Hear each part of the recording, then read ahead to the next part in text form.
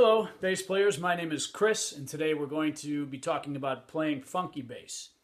This is an intro video. It's not for expert players, more for beginning and intermediate players looking to add a little funk to their playing.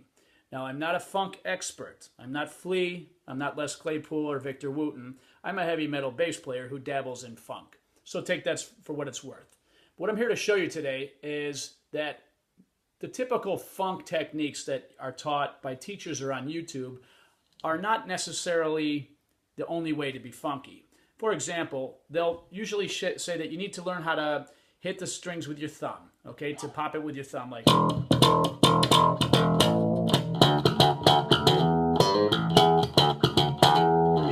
Okay, sounds cool enough. They'll also tell you have to pluck with your fingers, other than your thumb, like your first finger or middle finger, in combination with some of that slapping with the thumb. So, and that's also fun to do and very useful at times. The third technique they typically show you is ghost notes. Ghost notes are the ones that are percussive notes that have no real tonal value. So that you place in between notes. So to quickly combine those three techniques, it might sound something like this.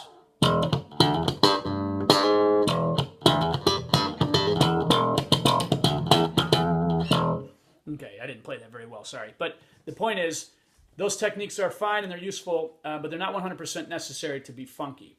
What I'm here to show you today is that with a minimum of skill and a minimal knowledge of the neck, without an extensive knowledge of scales and modes and rhythm and time signatures, you can be funky. Being funky is not about what you play, it's often what you don't play.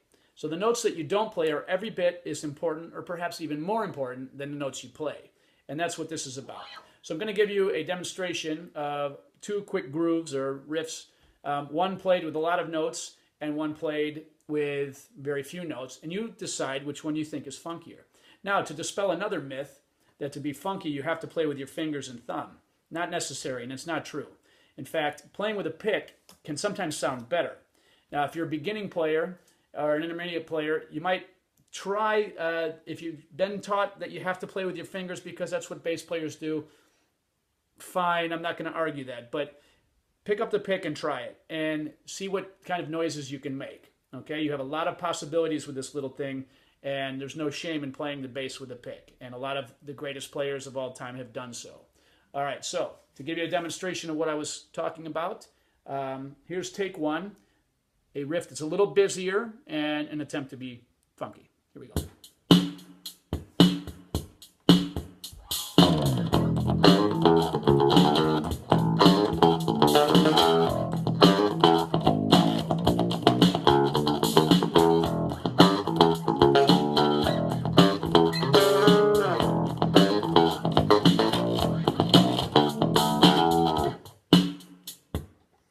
Okay, so as you saw, not a lot of empty space in that groove there. Mostly notes happening, pretty funky, if I do say so myself.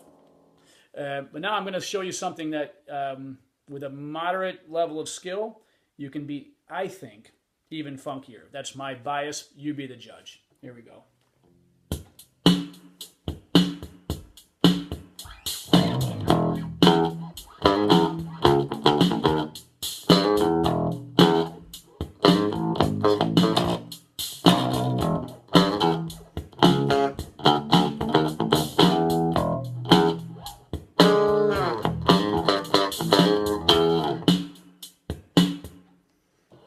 What would you say, about half the notes in that riff than the previous one? Now, in that second riff, in my opinion, and you can comment and let me know if you agree, I could almost hear trumpets playing along with me, like in a jazz way. The first one, I could only imagine maybe a high-pitched guitar playing double stops in the background. It didn't inspire.